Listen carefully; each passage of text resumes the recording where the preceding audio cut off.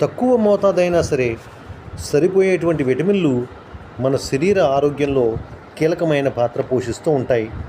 అలాంటి విటమిన్లలో బయోటిన్ ఒకటి అని మనం చెప్పుకోవచ్చు. బి కాంప్లెక్స్ విటమిన్ల తరగతికి చెందినటువంటి బయోటిన్ని B7గా కూడా భావిస్తూ ఉంటారు. శరీరంలో ఉండేటువంటి ప్రతి కణానికి కూడా ఇది అవసరమే. సౌందర్యానికి సహకరించేటువంటి విటమిన్లలో బయోటిన్ ఒకటిగా చెప్పుకోవచ్చు. జుట్టు రాలటం, జుట్టు పలచబడటం తగ్గించడానికి, అలాగే వెంట్రుకలు పెరగడానికి ఇది సహకరిస్తూ ఉంటుంది. అలాగే చర్మం కాంతివంతంగా ఉండటానికి, నిగనిగలాడేలా ఉండటానికి కూడా ఇది సహకరిస్తూ ఉంటుంది.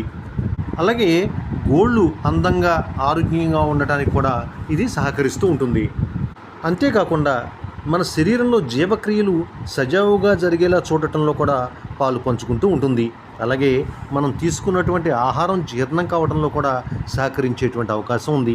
అలాగే ప్రోటీన్లు, పిండి పదార్థాలు, కొవ్వుల్ని విడగొట్టడంలో కూడా ప్రధాన పాత్ర పోషించేటువంటి అవకాశం ఉంది. షుగర్ని నియంత్రించడంలో, అలాగే నరాల యొక్క ఆరోగ్యంలో కూడా ఇది కీలక పాత్ర పోషించేటువంటి అవకాశం ఉంది.